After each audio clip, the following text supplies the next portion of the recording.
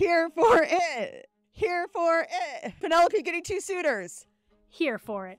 Penelope giving herself a makeover. Here for it. Penelope being herself and getting genuine connection. Here for it. Penelope getting fingered in a carriage. Here for it. That's right. We are here for it, Bridgerton. Welcome to episode 3 and 4. Welcome to the Rom-Com Rescue Podcast, a brand new podcast where we bring the love and life lessons from your favorite rom-coms. I'm Kira Sabin. I'm a healthy dating educator, a certified coach, and a positive psychology practitioner. But more importantly, I spend my days teaching the skills and mindsets of dating. And I'm Dr. Isabel Morley. I'm a licensed clinical psychologist and an EFT certified couples therapist, and I help couples have the happiest, healthiest relationship possible. Join us weekly as we break down the best love lessons from your favorite rom-coms so we can all get into the best relationships possible, because we believe that we create our own happily ever afters. Oh my gosh, guys, we are back for Bridgerton, episodes 3 and 4. And in case you didn't notice in the beginning, we are here for it. We are here for these episodes. We're here for Polin. We are excited to get into it. Don't forget to join the Bridgerton Gift Giveaway. We are giving away a coloring book, tea, a candle, and a Lady Whistledown mug. Sign up and participate by heading to romcomrescue.com/Bridgerton. It's a pretty good gift basket. It is worth trying to win. I know that I'm not allowed to try to win it, but I wish that I was because it's solid. It is very solid. This is actually worth $75. We're going for it. So it is worth it, and not a ton of people have entered that much. So there's a very good chance that if you try, you might get it. So before we jump into our breakdown, we love to bring a little couple wacky and ask each other so you can get to know us a little bit better and so that we can continue to get to know each other a little bit better. So I believe you have a question for me, Isabel. Do you want to ask it? I do. I am so curious to hear what you think of Lady Danbury's brother, because I know you love Lady Danbury, and I gotta say, I don't know how I feel, so I need your thoughts to sway how I feel about this. I have no idea. They are holding those cards close to the chest as far as I'm concerned. Now, part of me has to question him because Lady Danbury, the very first thing she said is, "Oh, I have an unwanted visitor coming," right? So that's the first reference to him. And then she calls him a rake, which of course is one of the most insulting things you can say to a man of means. So I'm not sure. He seems very nice. And as I mentioned, for overall first impressions, Violet just seems horny at this point. Somebody help her out. Right? She's so busy meddling in every one of her children's love lives. And I'm like, I think Violet just needs maybe a new romance or a love life so that she can actually let her children doing the picking that she says she wants them to do, but then keeps inserting herself and telling them. I think actually, because I picked on her a little bit and somebody on Instagram pointed it out, but I absolutely love Violet, but I'm also here to point out when I think that she does or says things that are not good love lessons. And Violet, for as much as I love her character, and once again, Ruth Gemmell, she just constantly is making little comments that I'm like, that's not real. She's got an opinion, and she lets it be known, and she's always right in the end, so we're willing to overlook it as viewers because she does know her kids well and it works out. But it could very well not work out every time she encourages them to pass up a really good partner for the unattainable love match. So there's that piece of it. It's working out in the show. In real life, I don't know. But you know what she needs? Forget a love match, although this will be hard for her to do because she's obsessed with them. She needs a sex match. Can she just go have a good time, like a roll in the hay with Lady Danbury's brother? I support that. I'm here for it. Well, we see Lady Tilly Arnold living her best life. Yeah. I think living our best life. I think this is not Benedict. what Bridgerton wants us to take away, but I think the best gig in the land of Bridgerton is being a widow dowager, a widow dowager, yes. who is got all the money in the world, servants, and is just like hanging out every day and playing cards and drinking and going on promenades. It's not a bad life. No, it's really not.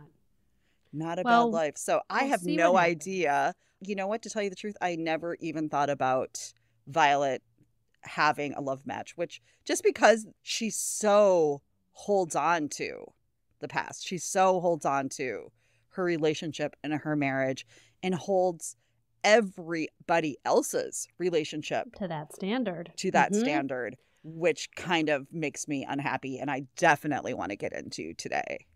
Can I say, though, I would love it if she found another love match because it would dispel any concerns you and I have that she is intending soulmate by the words love match, right? There's only one soulmate, but there could be many potential love matches. And if she were to find a second love match, I would like that more. It feeds into the idea that there's more than one person that you could love and be a good fit with.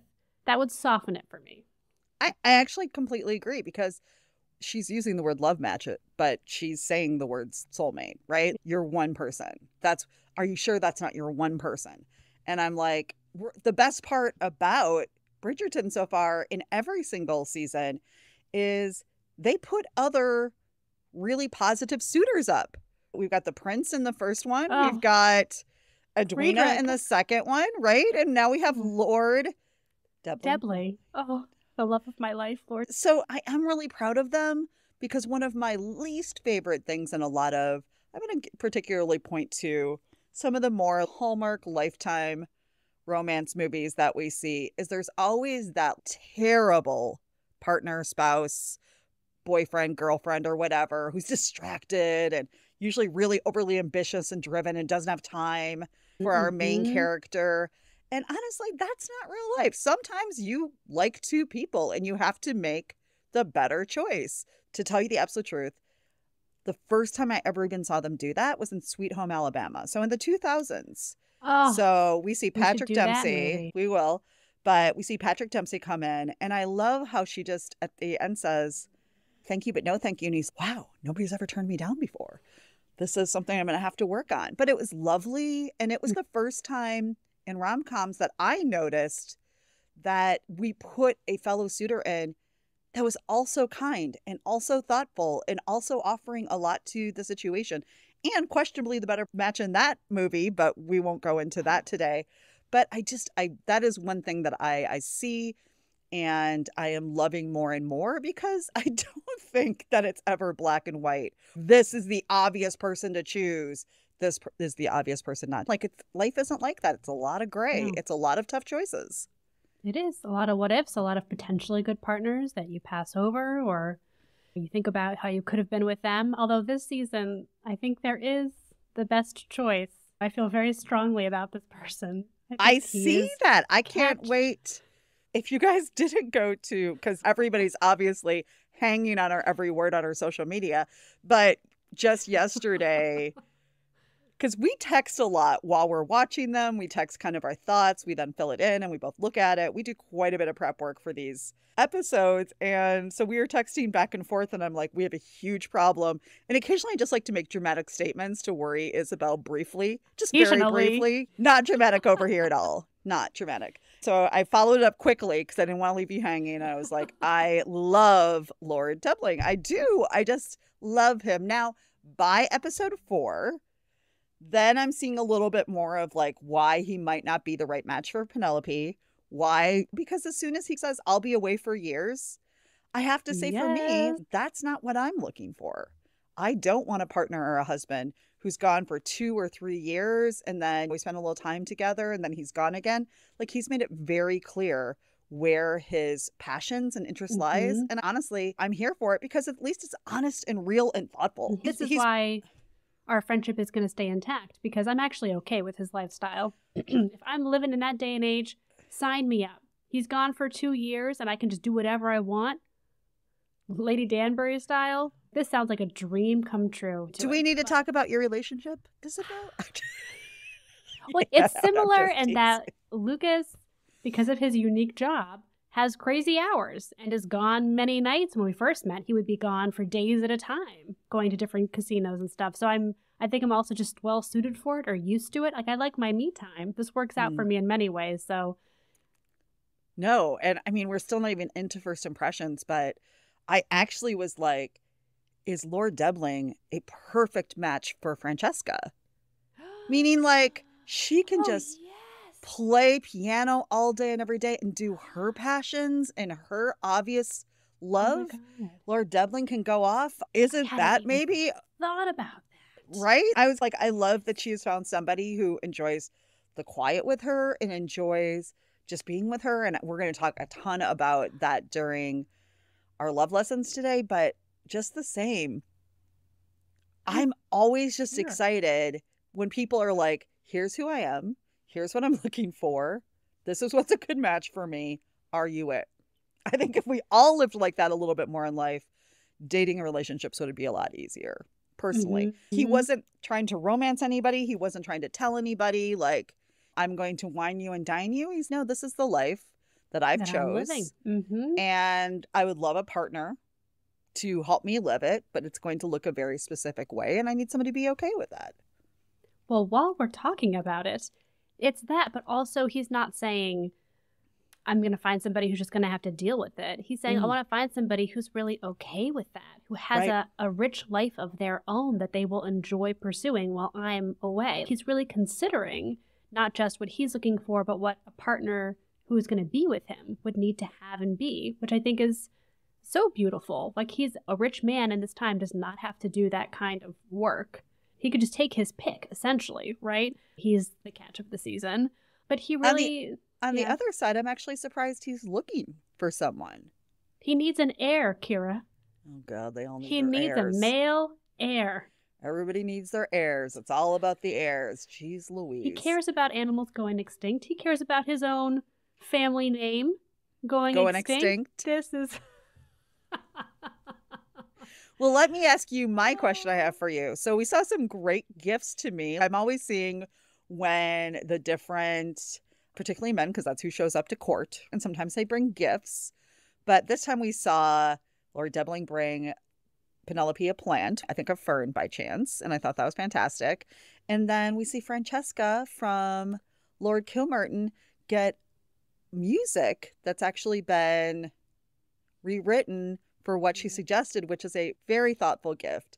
So I wanted to ask you, if you were being courted in the 1800s by a rich person, what gift would you want from a suitor? Oh my God, it is such a good question. Thank you. I thought so. And it's also absurd because these people have a ridiculous amount of time and money. They give people things like zebras.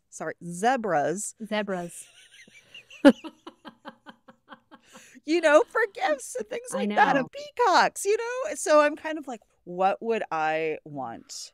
Speaking of zebras, I would want something animal related. I would want Lord Debling to gift me 2 of the near extinct birds he's trying to save so that we could rear them together. Oh my gosh. And save the animals. Or super fancy champagne.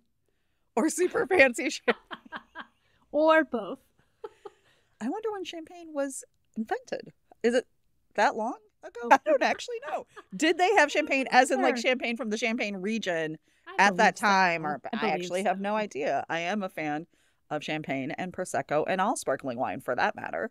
My next day is not as a big of a fan of that. And by the way, one of my things I wanted to say that I'll just pop right in here is I am not going to say hungover anymore. I'm going to say bottle weary, just like our Colin does. How beautifully said. How Mother, I'm sorry I am bottle weary right now. I was like, that's what I'm going to say from now on. Uh-huh. Okay, so what gift would you want? Not I think that I would also want an animal just because that was such a big deal. Or in those days and age, like a pineapple was like the biggest treat that you could have. So to actually have a pineapple back then, that was the ultimate display of affection. So I think in the early 1800s, like a pineapple or something lovely like that. But you and I are both pretty big animal lovers. So if I had a huge castle and unlimited wealth, there would be animals everywhere. everywhere. Oh my God. A cat for every room, a dog for every room. Yes, please. That's my life goal. I want to have a retreat center and like an animal sanctuary. That's my life goal. Shut up, Kira. That is seriously one of my big life goals, is to have an animal sanctuary one day. Everybody who listens to this, please share it with your friends so that we can have a retreat center and save animals together. Rom-Com rehab or something. Or we'll just call it Rom-Com Animal Rescue. There we go. Well. Are we done? Oh my God. Done. Mic drop. It took me about 2 seconds because we're recording early this morning to get that joke. But I'm here. I'm in it. I'm on it. Here for it. You asked one last question. I'm going to read it here, which is, do fathers of eligible children not attend these balls? And it's true. We see older men hovering around, but are they always available men, or are the men at the club while the women are attending to this? I really don't know. I'm not sure. We saw the Featherington father there before he passed. He would attend, but they don't get involved, really. They don't help introduce suitors, and you think that they would be the ones that know the eligible male suitors to bring them to their daughters. It's really this like mother-daughter experience, finding someone to marry. But like, where's Cressida's father? Besides being a jerk and saying that she can't hang out with that Bridgerton girl, which, by the way, I don't think would actually happen because the Bridgertons were upper echelon of high society. So whether Eloise is weird or not, I don't think she is. But I think that's what he's saying. You're always looking to be friends with higher up, right? And status. So I actually think that was like a script. It makes sense. Personally, because I think he'd be like, I don't know why, but continue being friends with that Bridgerton girl and see if you can find a Bridgerton brother, because they are really pushing poor Cressida. She might have to wear her dresses twice this season. Can you imagine that world, though? Can you imagine a world where you never wore? I mean, clearly there are people and celebrities who live in that now, but just even in the 1800s, to know how many people did not have much, and then these people just lived in absolute. I know. It's nuts. Well, we get it. We're not re-wearing outfits for this podcast.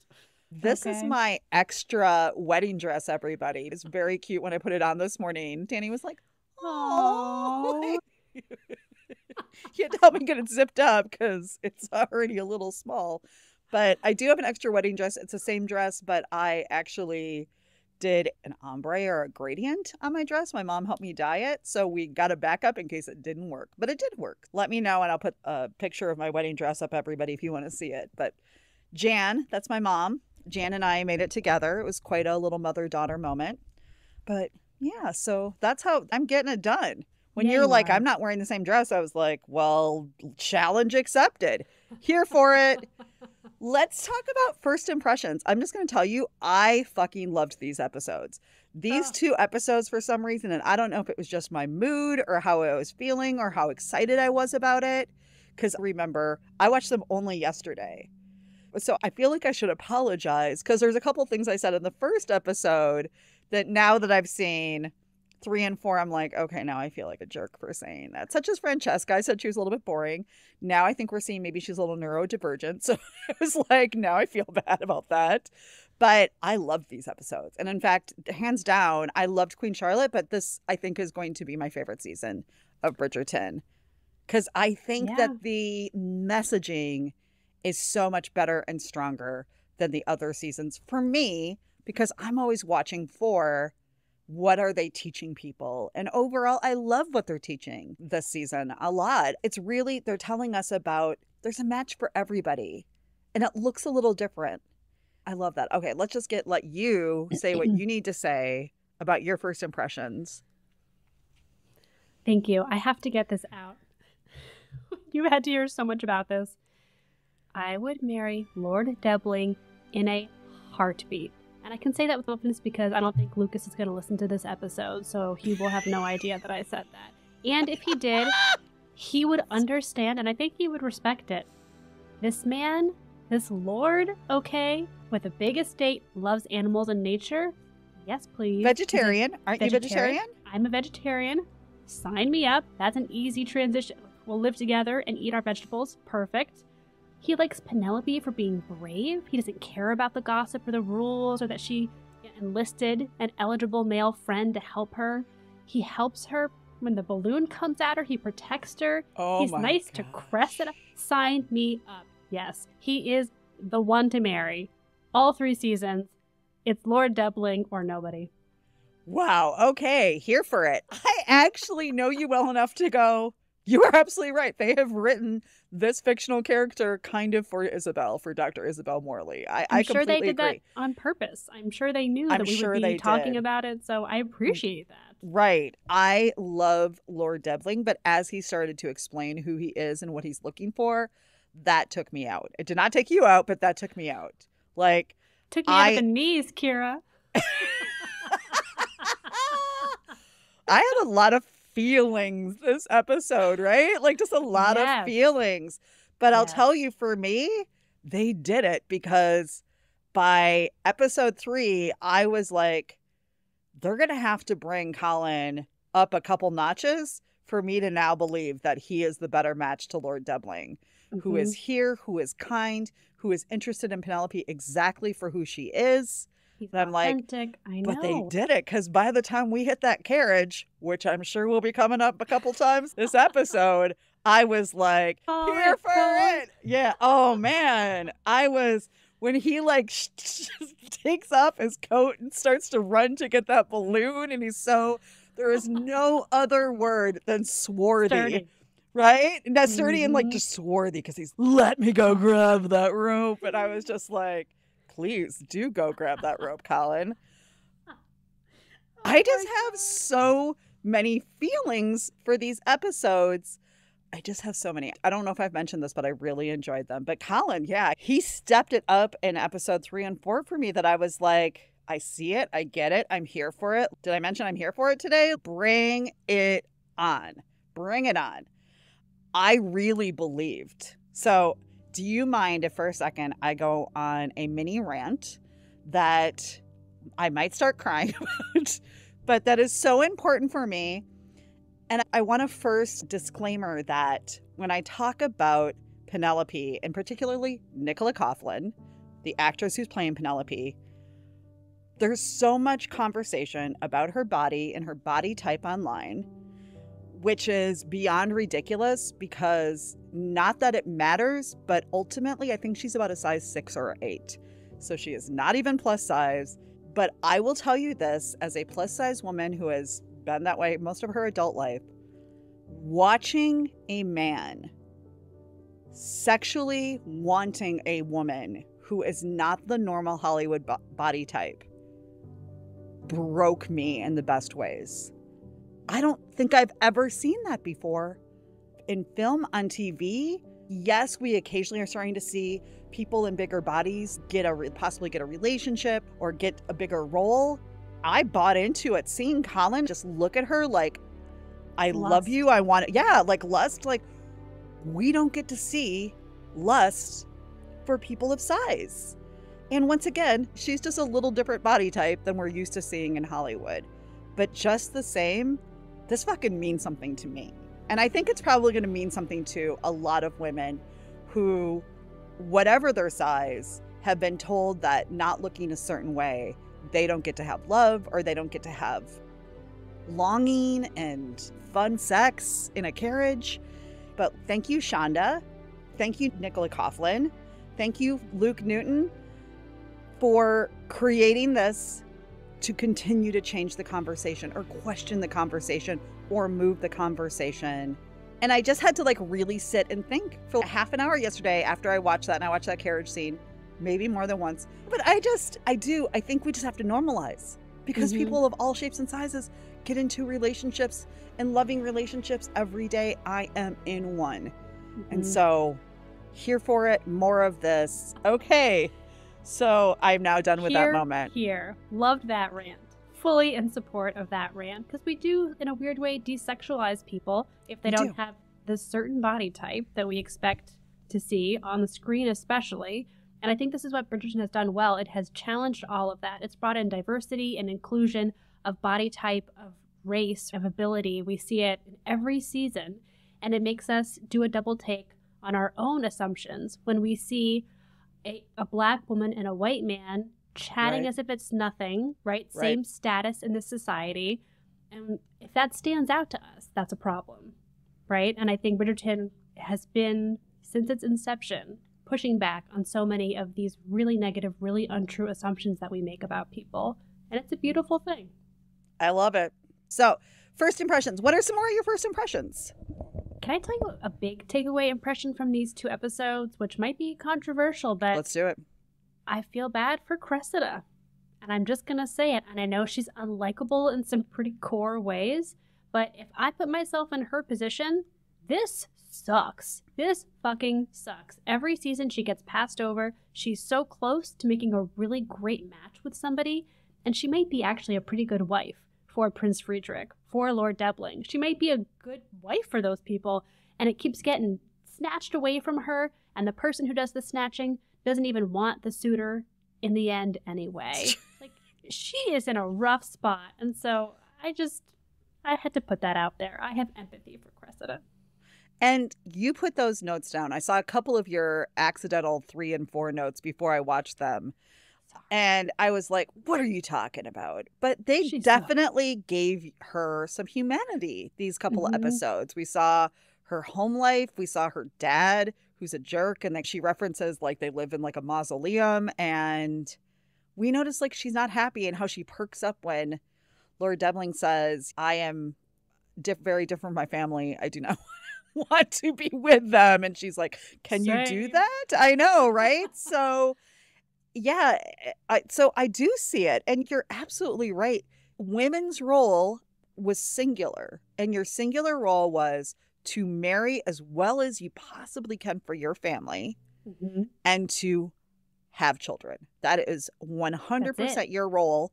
And if that wasn't happening for you, you got nothing. You got nothing.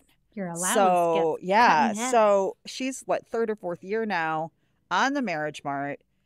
But I do want to say what we see, and I think this is a great messaging because I love the good messaging, is part of the reason that I think that people aren't connecting to her is because she's fake, is because she's pretending to like things that she doesn't like. And listen, people are going to see through it. That might work for a very short time, but that does not work long term. I put that in one of my worst love lessons, that she's not being herself. So it's hard to connect to her because you don't know who her is, right? Absolutely. She's molding herself to whatever people think they want.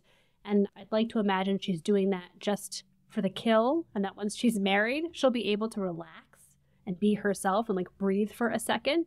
But that's not a good way to initially make a match because you can tell when someone's not being authentic or they're just trying to feed you the answers that you want to hear, right? And we see that Lord Debling is getting that, right? We're seeing that he's okay. And then as soon as Penelope starts like having real conversation with him, he is more drawn to that. And it's funny because it is the worst love lesson, but it's also a great love lesson of when we are pretending to be something else, there's nothing for people to truly grab onto and get to know you and to get to connect with you and get to love you. So when we are constantly pretending to be something for someone, ultimately it can come off as low self-worth. It can come off in a lot of things, but we have been told as women since this time to say what we're supposed to say or do what we're supposed to do to be chosen. And I love that we're seeing even this. Come on, Cressida's a beautiful woman. She's always dressed to the freaking nines. Those braids are incredible. Like, why is she not chosen? Now, of course, this is historical fiction. But to me, like what we're learning is part of the reason is because she doesn't know herself. She is very fake and superficial and a little bit catty because she has now been on the smart and having to compete with these other women for years. And I'm sure it's freaking exhausting. And at some point, as I see some of my clients say, when is it my turn? Yeah. But where we have the gift that Cressida did not is exactly what you were saying in our last episode, because I was just putting a clip up this morning, so it's very fresh in my mind. that most importantly is you have to put yourself out there. You have to take the risk. And one of the best lessons for me is that we see response to that. So we see that Laura Debling is showing up as soon as Penelope lets down her wall and is just herself. When she stops having these ridiculous kind of expectations of what's supposed to be happening and just is like, oh, this is hard. And he's, yeah, this is weird and hard. And there's a connection there because of it. So to me, that worst love lesson is also the best love lesson, that the more that we can truly be ourselves, our real matches can find us. Can I piggyback off of that? Do it. Because it's exactly what you said. It's being yourself, but it's also being vulnerable in a way that you could risk being judged. It's Penelope saying, you don't read Lady Whistledown? Did you not know what she wrote? Here's what she wrote, right? That is incredibly vulnerable. She's going to risk it all by telling him that. It's Cressida agreeing that when you feel like you don't fit in with your family, it's incredibly hard and painful. These aren't just, here's my genuine passion for this hobby that I would love to talk to you about. Here are my deep-seated wounds and fears and pains. And that is something that people can connect with, right? And it's risky to show those dark parts of ourselves, but that's what people need to see in order to get to actually know us. And so you're right, this season has been people sharing themselves, sharing the hard parts of themselves, and seeing that be rewarded with like actual real connection. And that's what I believe in love in real life is about. And it's interesting because the way you described women having to be trying to be a certain way until they got married and then they can maybe relax a little bit. I still see people dating like that in 2024. And that's a problem because we're not on the marriage mart anymore, right? The queen is not part of our matches. We get to choose. We get to decide. We get to put ourselves out there. We get to say no. And part of what I see is just unhelpful hanging on is the scarcity that women feel. That if they don't lock this one down or grab onto this person, they aren't going to find someone. And I just don't think that's true anymore. We need a whole breakout episode for this because I do think modern dating feeds that feeling because it's the apps, right? There are a million other options. If you aren't exactly what that person wants, they'll just keep looking. They'll go home that night and match with 5 other people and start talking to them instead. So there is a new sense of pressure to deliver and perform and be the best catch because you're competing with literally everyone in the world, right? If you're willing to relocate for a relationship, you're competing with every other single person on this app. That is a lot of competition. At least in Bridgerton, it's contained to the ton for the most part. And obviously, social class. And if you really think about it, at this time, you're probably seeing the same 30 or 40 people, right? There's not that many people of means. That's why when somebody comes in from another area, like the Duke, like the Prince, like Lord Debling, right? They are all like... They descend. Yes, they descend and they jump on it. The last thing about first impressions that I really want to say is that I am loving the Francesca and the Lord Kilmartin storyline. And what I wrote here is that everybody's fairy tale ending gets to look different. That for her, connection is quiet. For her, connection is understanding what she is passionate about and where she spends her time, and someone being okay with that. And we see that also with Lord Debling, that here's what I love, here's what I'm doing, here's what my life is planned out. And just, I like that we're talking about who's the best match versus who is the best on paper or who is the best status. And that the reason that Penelope didn't choose him as a match is because it wasn't the best match. Not love match, but just best match for her lifestyle and what she really wanted, which is, we've always seen Penelope really want love. But did Penelope not choose him, or did he not choose Penelope? He finds out Penelope's been staring out the window waiting for Colin sightings and basically says, I don't want to be with somebody whose heart's already attached to somebody else. That's not good for what I'm imagining my life will be. She might have married him. She might have married him had he not found out about Colin. And the last thing I want to say is Shondaland is amazing at creating a vibe.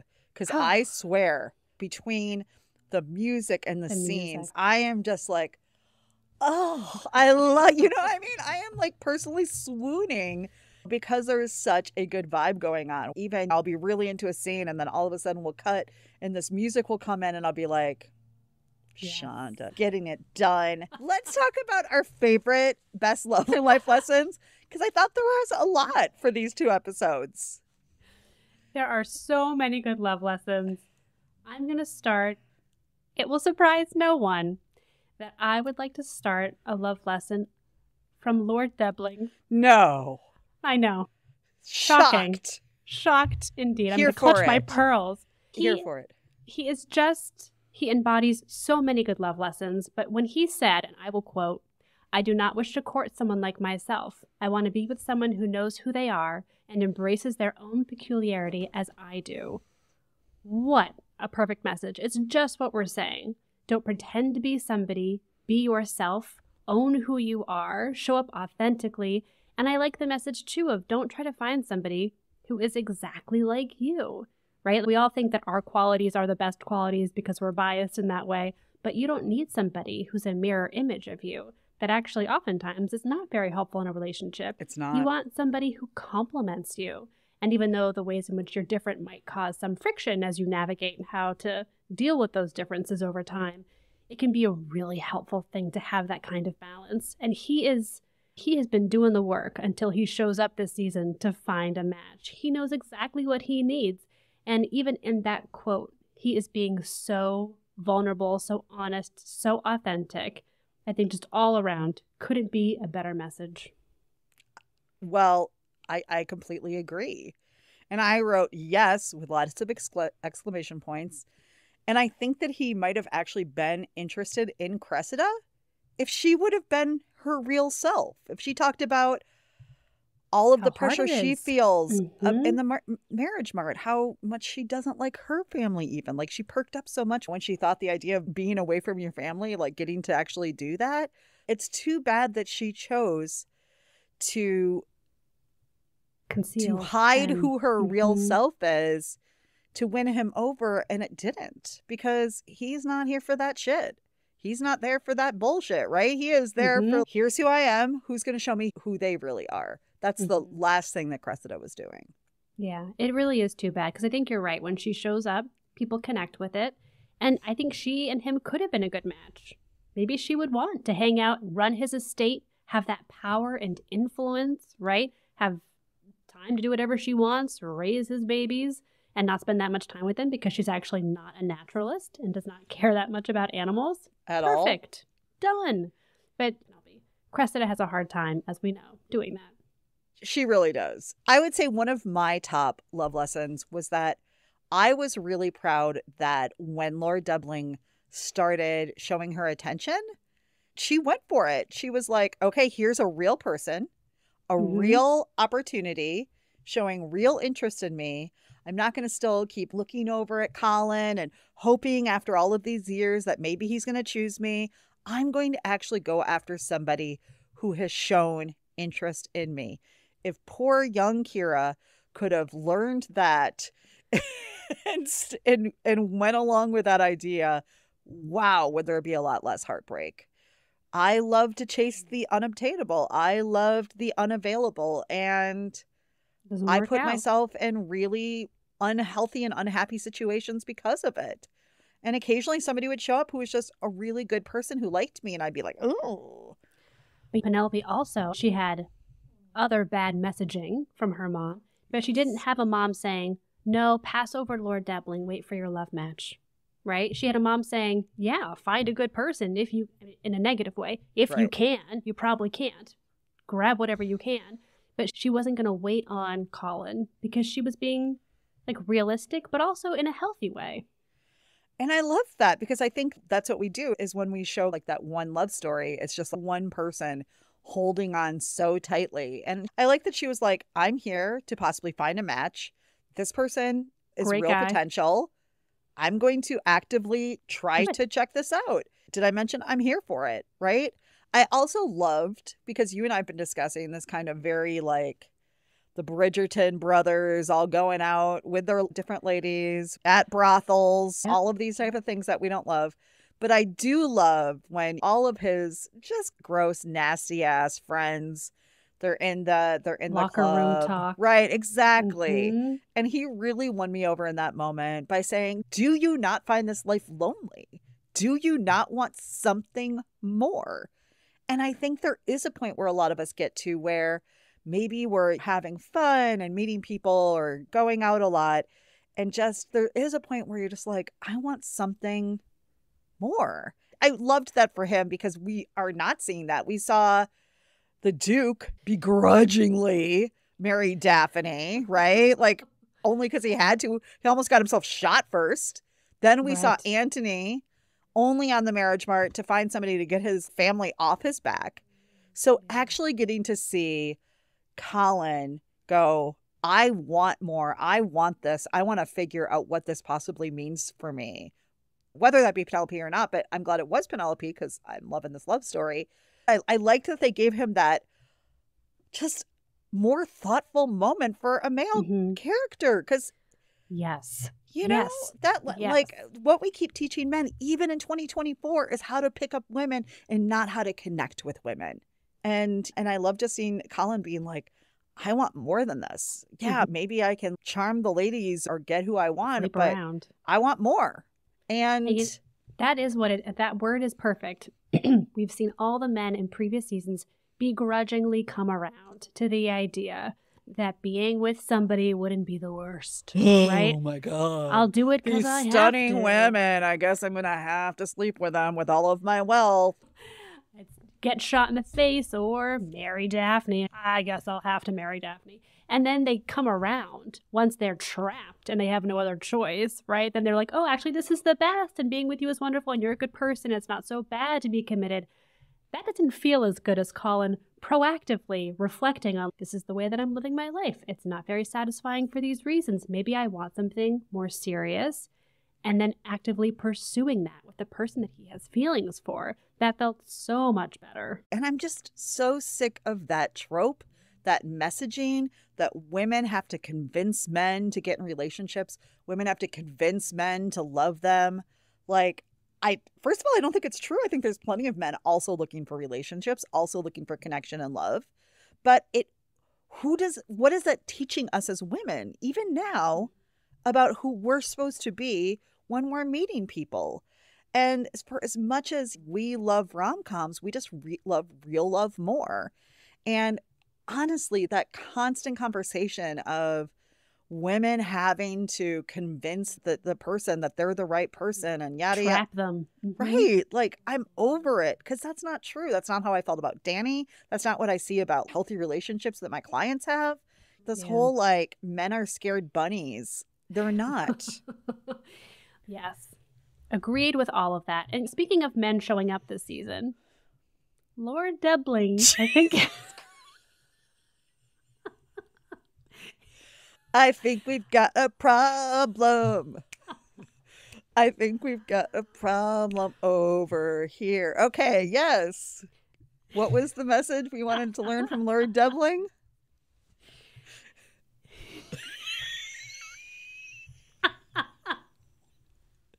Go ahead. Go ahead. I'm in love with him. Okay.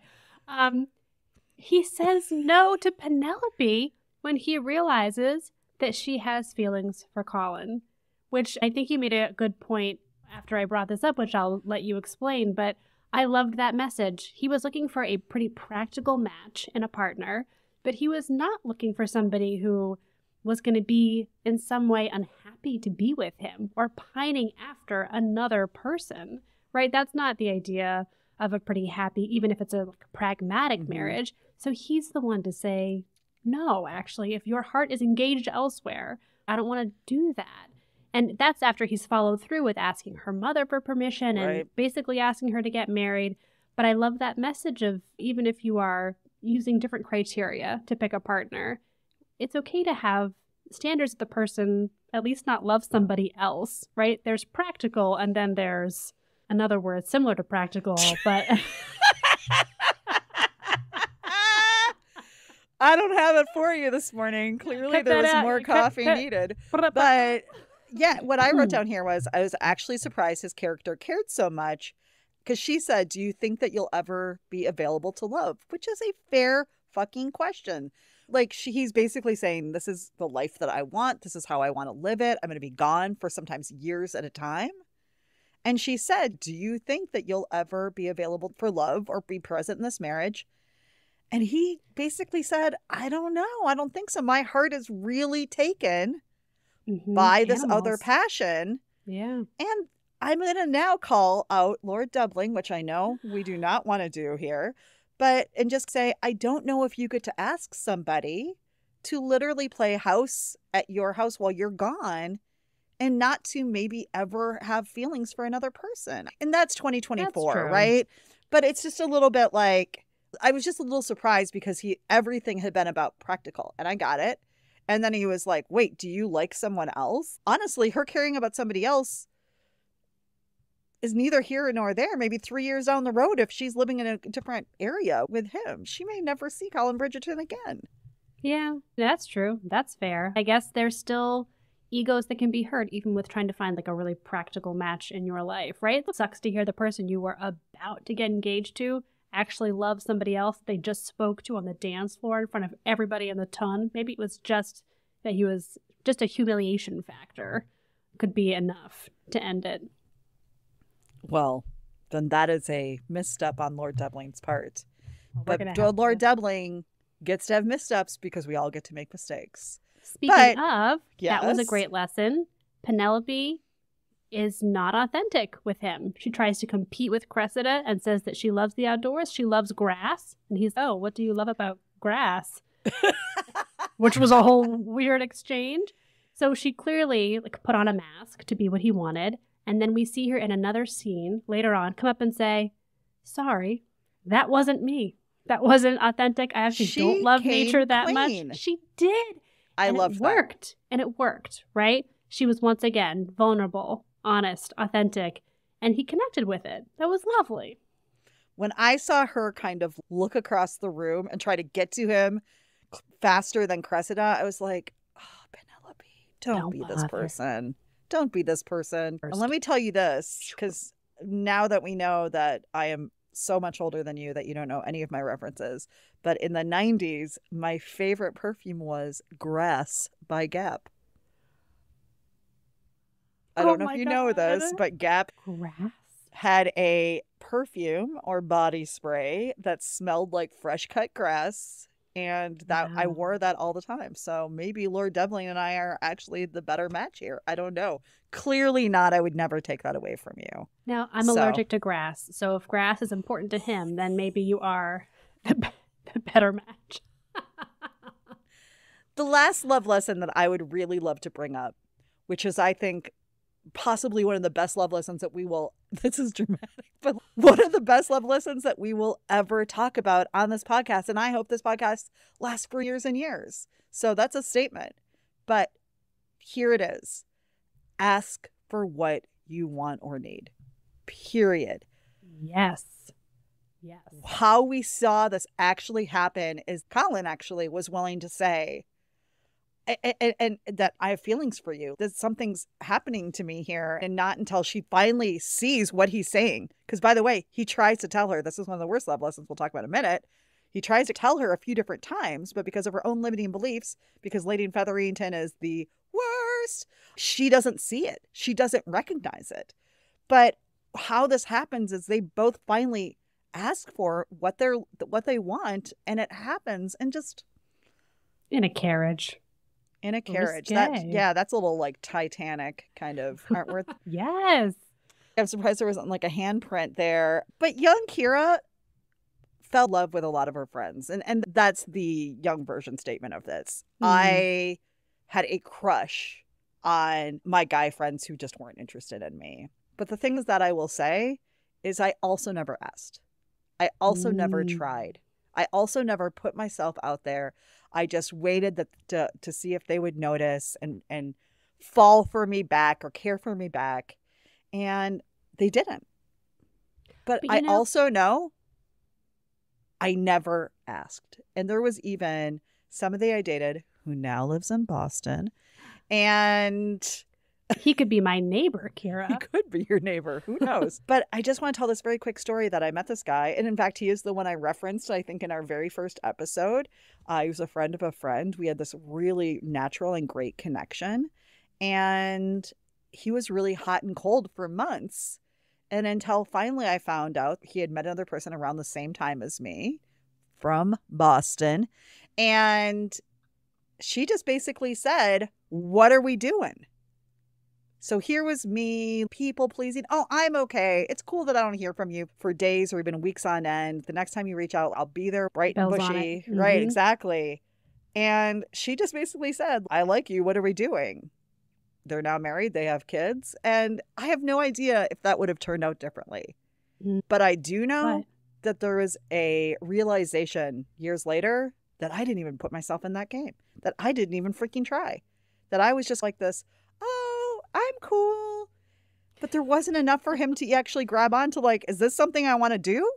yeah. Because I never told him I liked him. I never told him that I was really, truly interested. I never asked him for anything. I thought being the cool and breezy girl was going to get me somewhere. And I know now for a fact that it did not. I just sat there as a little bit of a victim, wondering why, woe is me, nobody's choosing me. When really, occasionally, a great suitor would come. And those were the people where I was like, nope.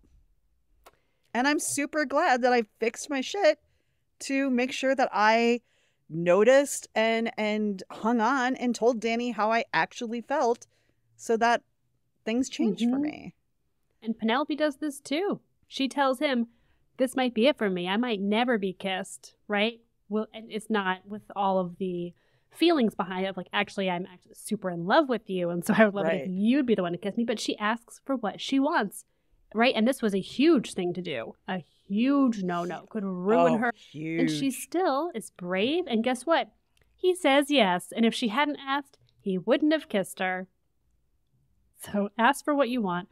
It's I hard mean, though, right? It's scary. It's vulnerable. You it could be is. rejected, and people have to know that. And this is the way in which Bridgerton might set the wrong expectations. Sometimes you will ask for what you want, and the other person will say no, right? Like with your story, you might have said, "Hey, I really like you. What are we doing?" And he might have said, "Oh, well, I actually don't feel exactly the same way. I don't want to be And I'm serious." going to go over here anyway. Right? Right. But you know Right. what? I would have take the freaking risk. known. Yeah. I would have freaking Yeah. known.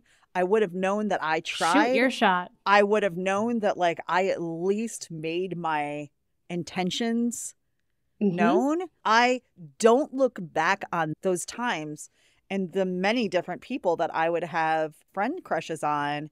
And I don't look back at like, why didn't they choose me? I look back at, boy, I spent a long time wanting and waiting for people who just were never going to choose me. And that's not Mhm. on them. They didn't pretend like they were going to. Nobody was leading me on.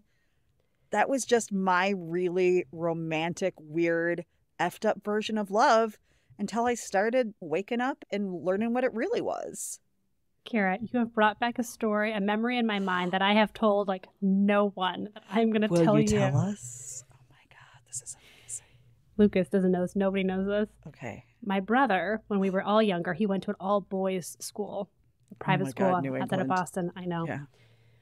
called Fessenden. And I went to pick him up one day, and I was waiting. I think my mom might have been nearby, sitting in an area. It's an all-boys school. They don't even see a girl, right? This is like a big deal. And so a guy comes over with a little pack of Milk Duds.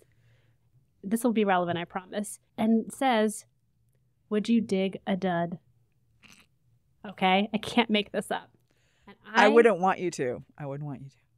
I, being like petrified of this interaction, said no and didn't engage in further conversation, even though he was super cute and I definitely wanted to. And then for like weeks/months, thought back to that and was like, why didn't I just say yes? Why didn't I ask him his name? Why did I do nothing to engage in that interaction? It's because I was worried he would reject me in the end, even though he came up to me to offer a Milk Dud, which is just a beautiful, lovely gesture. I at that fucking love age. Milk Duds. In They're fact, fantastic. when you and I go to a movie theater in real life sometime Milk Duds with popcorn, together. It's amazing. Get out of here. You make caramel corn That's in your brilliant. mouth. It's incredible. And I hear that even with entrepreneurs and athletes and things like that. Like, you don't really know unless you try. And I think it's the same with love. And I think that women have been told to try to not express ourselves. But like I said, I don't regret the times that I did speak up. I regret the times I didn't. Mm-hmm. You know, and who knows what would have happened. And I'm super happy with what did turn out with Danny, with the life that we have here. But I'm not proud of the way that I acted because I wasn't true to myself, which is I cared for these people. And I wasn't a very good friend because of it, because I always wanted more. Yeah. Which actually, should we dive into our worst love lessons? Absolutely. Because that sort of dovetails into your Yes. first worst love lesson, which I think is a really important one to talk about. Which is, there's a couple times. So we see Colin come up to her at the picnic underneath the tree. This is right after the kisses happened.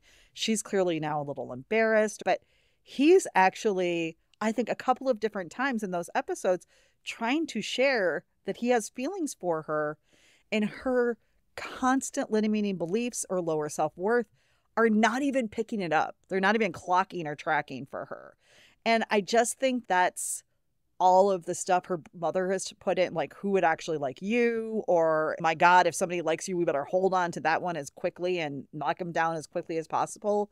But she has planted all these limiting beliefs in, so that even when Colin is like, Penelope, I'd like to talk to you about something. Penelope, I'm interested in trying to say something. She was like, okay, I just need to go. And I think that, honestly, she's going to have a hard time. Now, we're not going to see that in Bridgerton, but in real life, she would have a hard time letting someone love her, because she's going to be really struggling with that in her head for a while. And I put that Penelope's family continues to be the worst, because Lady Featherington saying, let men explain it to us. They like it that way. They will be unmanned if she knows too much. That's some bullshit. And I'm really like, of the generation, I don't think you are, but I'm even just 15 years older than you, of the generation where as kids, we were told as girls, well, don't be smarter than the boy you like. There's a whole Family Ties episode about it. Oh my God. No, that missed me. I can't fathom. Wow. It's interesting to see, even in a generation of Gen X to millennial, that differences and things like that. But her sister's being genuinely surprised that somebody was coming and calling on her. And Penelope's having to say her mother when she's clearly upset. And her mother is like, what have you done? Right? What did you do wrong this time? Kind of thing. And she said, do you not want to ask me if I'm well, if I'm okay? And she's like, do I only matter to you if I have a Lord's engagement ring on my finger? The answer is do yes. not think that being surrounded by those constant conversations about her and her worth or whatever it is, that doesn't take a toll. And it does absolutely affect the actions and the perspectives and the mindset she has as she's going out there. And we're seeing it in real time. And I love that's a worst love lessons because they're the worst, but I thought it was accurate. Yeah, I think so. And in therapy, we talk a lot about this. You do inherit those negative, distorted, internalized messages from your family, from whatever influences you have, especially as a child, right? At the end of the day, it is your responsibility to find and uproot those negative, distorted, unhelpful messages. And that's not fair, right? That her mother has told her whole life she's worthless, and then now she has to do all of this work to challenge that, to feel like she's worthwhile. But that's what it takes. It does. And Emily Nagoski, a sex researcher who has some fantastic books, talks about... I'm a big Emily Nagoski fan. You don't know this about me. Yes, I love the book Burnout. Go ahead. She just released Come Together, and I went and saw her. She came to Boston and did a stop. She talks about how we inherit gardens that our parents plant for us, and they put flowers and weeds, and it's up to us to pull out the weeds of whatever stuff we now believe that are limiting us, that are getting in our way, that we have to get rid of. And I think this season so far has been like witnessing Penelope in her internal garden, trying to challenge and pull out these weeds so that she can actually live her life. And it works, right? And it's not easy. It's incredibly hard work, but it does get you the results that you want. So go Penelope. Here for it. Here for it. I have to say, I felt like there's some really good love lessons these 2 episodes, but there's always Some bad questionable ones. messaging. There always are. I've talked about Cressida and how I think she is like a great example of a bad love lesson, but I feel like I covered her pretty extensively. So I'll say what stood out for me: don't rush into an engagement, and in our real life, a relationship, a marriage, if you do not know the person, because there's a chance that you are going to compromise or sacrifice things that are incredibly important to you. And Penelope is looking to lock down a marriage, and we totally get why, but she almost married a man who's gonna not give her what she wants if Right. there's no chance for love, right? He's gonna be gone a ton. You want to give yourself enough time to get to know the person before making especially a lifelong binding legal commitment to that person. Well, and women did not have rights back then that if for some reason, now this would never happen with Lord Debling, Of but if course for not. some reason they got married and it was awful and he was abusive or an alcoholic or whatever, You're you're not getting out. So that Mm-mm. decision is really important. But I do think that one of the confusing things that we've learned about love is that if it's supposedly real, it's instant. You know it instantly. And we sometimes hear people getting married after a month and we're like, oh my God, that must be Soulmates. real love. And I'm like, oh no, Mm-mm. that's just 2 people making really piss poor choices quickly that there's a good chance that they're not going to work out for them. Couple of facts and figures: the average person doesn't really let down their walls and show who they really are until about the 3-month mark. So declaring that you're in love, declaring that this is your person before you even are getting to see the real versions of them is ineffective. Mm. But actually they say that it's about 3 years for you get to see the ups and the downs and the ebbs and the flows of what that person's really going to be like as your partner. And that's the thing. We can all, quote unquote, fall in love in a really good moment. What happens when there is a parent with an illness or a family member with an addiction, or all of a sudden they lose their dream job and or their business goes under? Who are they then? What Mhm. happens when you're not in la la delulu land of, the obsessive love phase? That shit's just as important, if not more.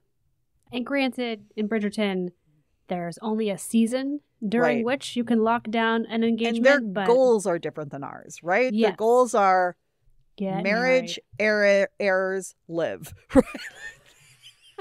survive. Survive, right? Right, exactly. But I think that's a conversation we don't have enough because we see people like supposedly fall in love and we're like, oh my God, good for them. That's it. Love match, Mm-mm. soulmate, twin flame. No, they just both maybe are super, super lonely and are glomming Rushing onto in. each other and hoping that it all works out. And I'll tell you, to me, love is not something that we should be playing so lightly with. Mhm. It's not something that we should be toying with. We should be intentional and thoughtful. Otherwise, we keep hurting ourselves and hurting others. Mhm. So I have a possible worst love lesson that I want your opinions on. Yes. So, Violet, Oh, one of no, her Violet. many statements says, and I quote, "Passion, excitement, a love that is thrilling. It is rare to begin as friends and then for both parties to feel more." And this is when she's talking about what she wants for her children. Passion, excitement, a love that is thrilling. And then says that it's not often people are friends and then develop those feelings. What are your thoughts? I wrote, not only is that like a weirdly written statement in the script, it was not clear, but I feel like this is consistently unhelpful messaging. And I put that belongs in Hallmark movies because you will learn that I am not a huge Hallmark fan. I find them formulaic and really untrue. And part of the reason I think is because friends don't date more because we have created these ridiculous and unrealistic views on romantic relationships. Danny is my best friend. I am so happy to see him every fucking day because he's my best friend. The absolute foundation of our love is our friendship. And for years, I was like quoting Oscar Wilde, for God's sakes, of if it's not mad, passionate love, I don't want it. And boy, was I dumb. And I don't like it also because like when she's making these statements, they're indirectly shaming normal people having normal relationships, and then they feel like they're not doing it right or they're not getting enough. And then we start to question, well, why isn't my marriage like that? Or why isn't it's so, yeah, that's the most ridiculous thing. And I don't like when we still slip that in. It's just Violet's like, well, you know, I had the real thing. But then Violet, you know what? To tell you the absolute truth, you didn't have the real thing forever. Who knows what would have happened? I'd love to think that, I believe it was, I don't know. Whatever his name was. Mr. Bridgerton. I would love Lord to think Bridgerton. that their love match would last forever.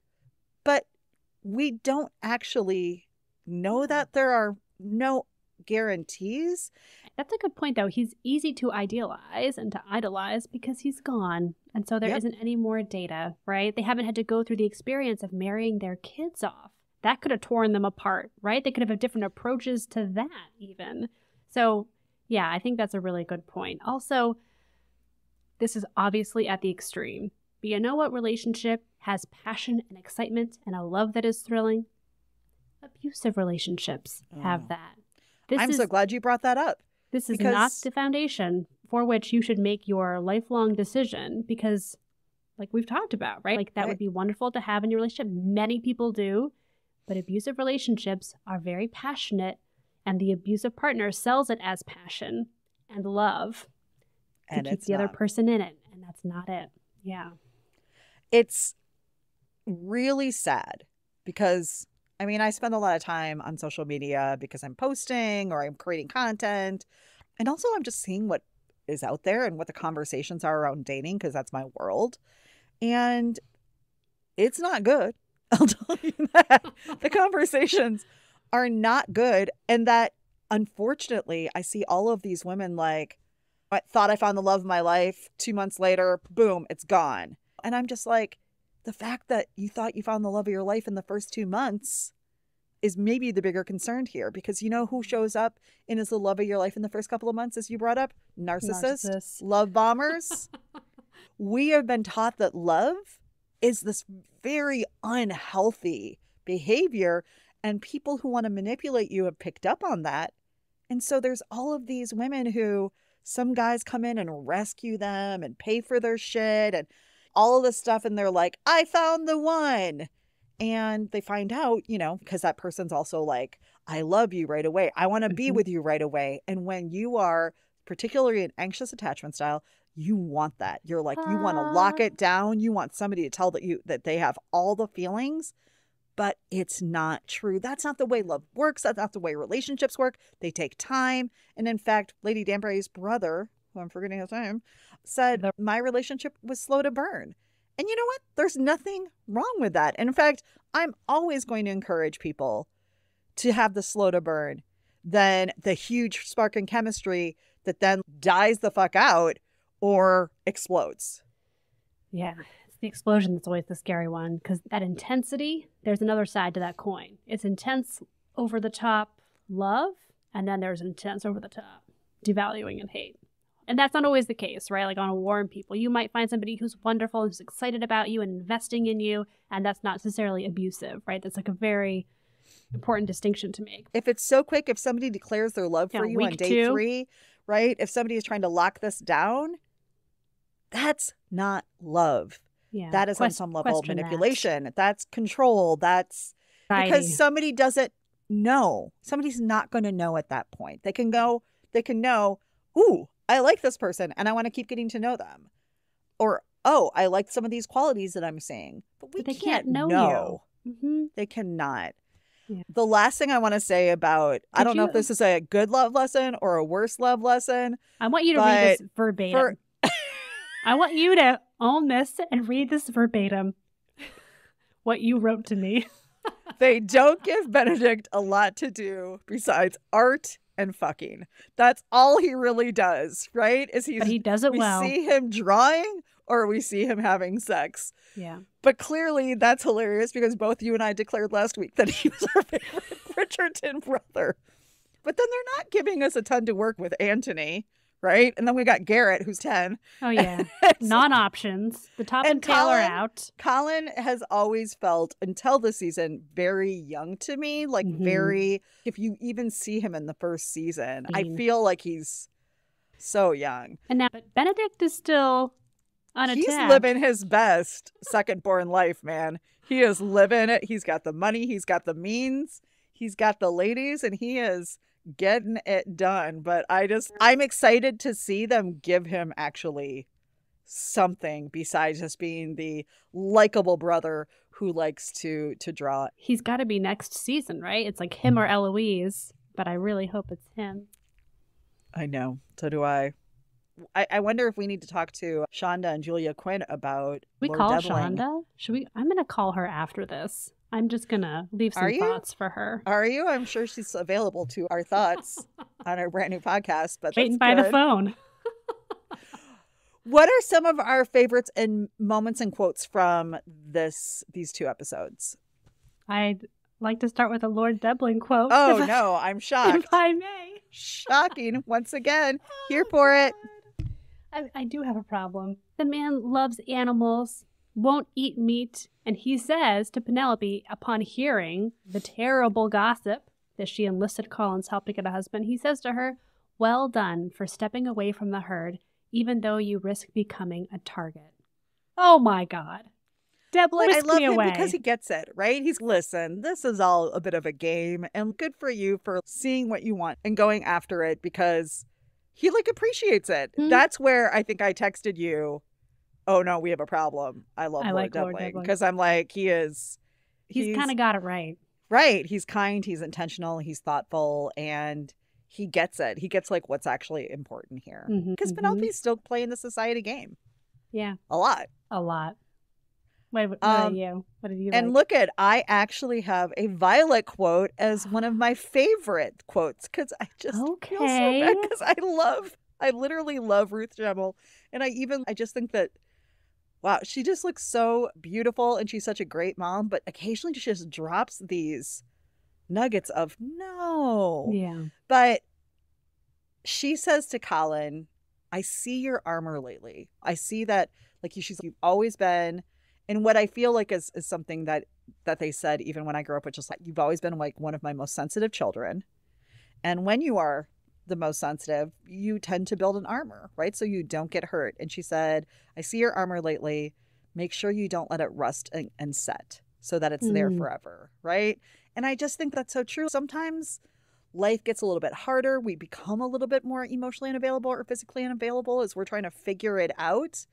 But make sure we don't stay in that place. Make sure that we don't stay in this place where we're just constantly guarded and not letting people in. And so I really thought that was actually a really lovely mother and son moment. And just she really saw Colin in that moment. Because we do see Violet just flitting around, and leaving these little drops of not so great knowledge.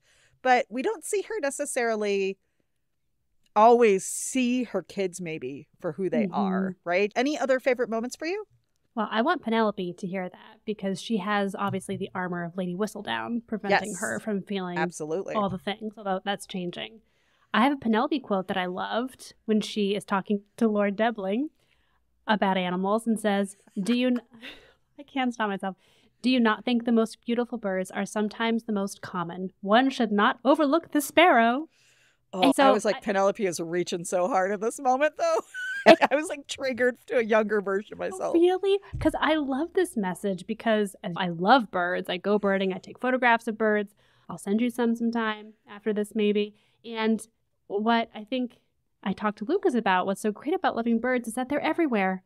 No matter where you go, you can find a random old bird. And if you love them and you're charmed by them, then you find this little piece of happiness anywhere in the world, in the city, in the country, on your palatial estate with Lord Devling. Doesn't matter where. But it's seeing the beauty in the ordinary. For me, that was a mindfulness message, maybe less about relationships, but look for the beauty in the everyday life that you have. I love it. What about for you? Any last ones? Lord Devling, actually. Oh, really? You might want to chime in for this one, but when he's talking about his family and he's said something like, getting along with my family is putting a camel through the eye of a needle, which I feel like is an old expression. But he said, I would, rather than shrink my sides, I decided long ago to forge my own path. And good for him. Obviously, he's a man and he has money and he can. Like a woman could not necessarily do that as easily. Yeah. But I love that message because sometimes we do really get raised with the family first. And sometimes our families suck. Sometimes our families are really unhealthy and unhealed. And there is like a point as an adult where we get to say, do these people get a big role in my life anymore? And sometimes that answer should be no. Yeah. So I like that listen, I appreciate the wealth and the things that I get to go after my passions, but I have separated myself from them.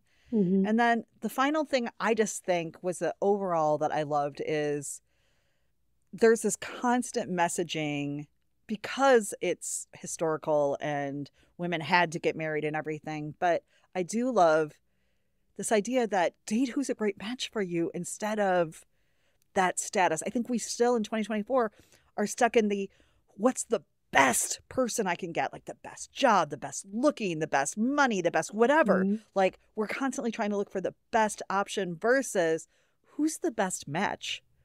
Where am I going to get love all day, every day and feel seen and heard and able to do the same thing? And to me, those are two very different things.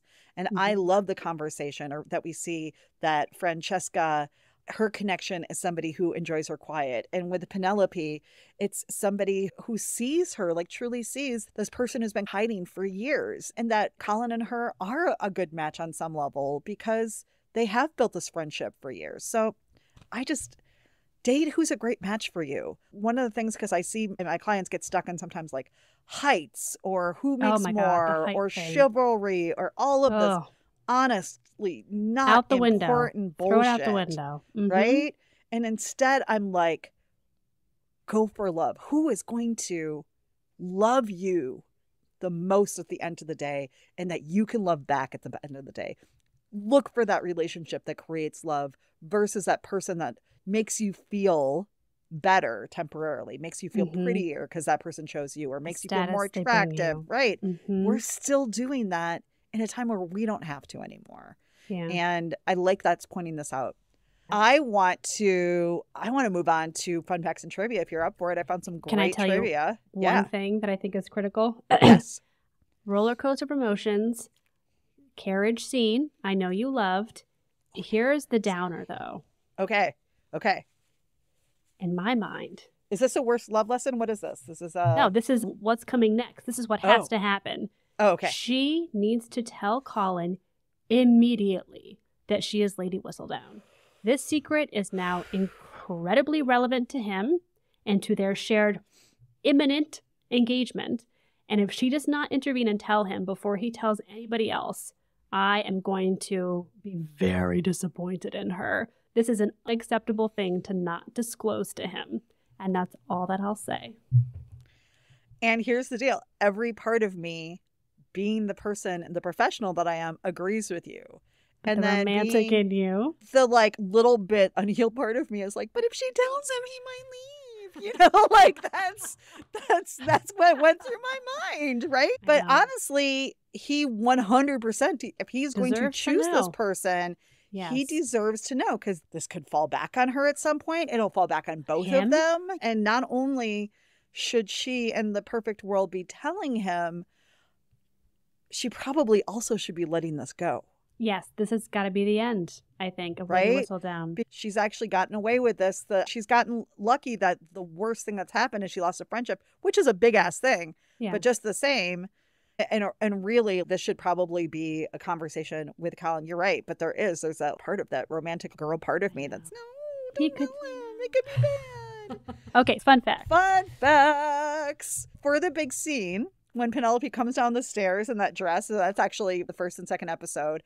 But the showrunner, Jess Brownell, actually used She's All That as a reference, like the entrance down the stairs. The staircase. Yeah. Oh my God, you're kidding me. I love when rom-coms reference other rom-coms. So, and it said the staircase descend is covered in cherry blossoms and other fresh blooms to represent her new growth.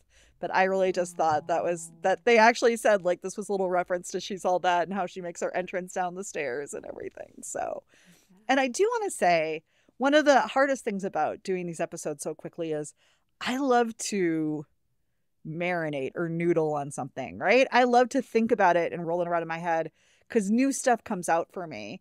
And one of the things that I said on the last episode was that I felt bad that I liked her makeover. And you made a comment, and I've actually seen online, I actually love because she chose the makeover. The makeover was so negative for so long because other people were telling people, well, you need to do this, or you need to now dress like this, or put on this makeup, or get this haircut, or take off your glasses, or whatever, to be chosen to be loved. And I loved that Penelope was like, fuck that. I feel like my family's holding me back. I'm going to choose things that make me feel more confident, prettier, whatever it is. So I just want to say I've rolled that around for last time, and I wanted to mention that. Next, this is interesting. Francesca's piano that she plays in the Bridgerton home is actually originally 17th century piano, and it has to be tuned every single time it's played because it goes out of budget tune. Goes to. Also, nobody would notice or care if it was a modern day piano. I appreciate sticking to the. I'm sure there's people who would care. Well, we don't care. That's true. But there's people. Some people would know and care. Yeah. I spend enough time online to know that there's people who care about fucking everything. Way more than they should. But also, roughly 45,000 yards of fabric were used this season to make the costumes across all 8 episodes. Dude, are they going to auction these costumes off? I have no idea. They should, right? They should. I'm guessing, and what I think happens a lot is sometimes they'll go through museums and do like an exhibit, and I think that they should. Yeah. And Sam Phillips, who plays Lord Devling, you're going to love this. He made a Team Devling t-shirt for Nicola Coughlan during production. Is he selling them? Oh my God. I don't know, but we may have to get you one. I'm for just going to message him on Instagram and see where that gets me. Don't do that, Lucas. I'm not letting her do that. Don't worry. Okay. And then, of course, you can make your own decisions.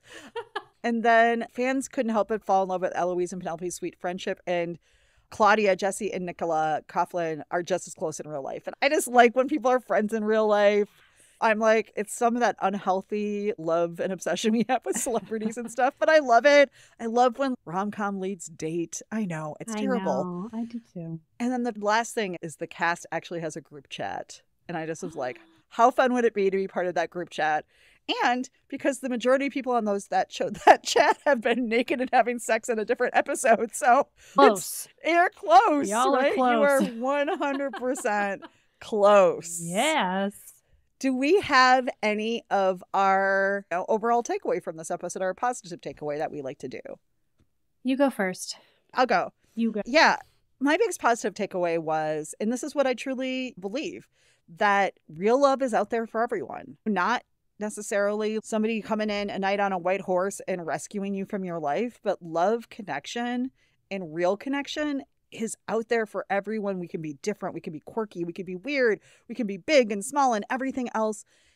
But if we get out of our own way, which I find is honestly a lot of the time the reason why we haven't found our matches more than anything, I think that there's someone out there for everyone. And let me tell you, Penelope is a stunning fucking woman. You know, she is not the wallflower here in any way. But I do just love the messaging, because I think it's true that everyone can have love, and great love, with a real match, not just somebody who is wealthy and goes away for months on end and is good on paper, but actually somebody that you're friends with and foundational and connection. Because we see that with Francesca. We're seeing that with Penelope. I am loving that message that, and in fact, not only can you be loved, I think it's when we are different and quirky and a little weird that we find a better love. What about you? I would say it's the same thing. And I would add, take the risk of being yourself, being quirky, being weird, right? Being honest and vulnerable, and letting someone see all sides of you. Take the risk knowing it may not work out, but sometimes it will. Right? And that's really where love is, right? Is where people, we think that if we're perfect, we can have love. But I teach that love is the imperfections. It's the way we take care of each other. It's the way we support each other. That's how people know to hold on and stay. I regularly say, if people don't know how to love you or show up for you, lots of times they won't stay, because that is love. People have to know how to love you to stay. All right. I loved this. I loved this. That is it for today, everybody. If you liked this, subscribe or follow on Apple Podcasts, Spotify, or your favorite podcast platform. And if you loved it, and we sure hope you did, please leave a review. But more importantly, also go over to Rom-Com Rescue /Bridgerton and join our giveaway. It's through Friday. We're going to be drawing our winner on Saturday, the 25th. So you have days and days to actually still enter. And it is a very cool gift package. Join us next week for 13 going on 30. With Jennifer Garner and Mark Ruffalo. And of course, my favorite sidekick, Judy Greer. Until next week, create your own happily ever after. And remember, one should not overlook the sparrow. And getting fingered in a carriage is a good thing.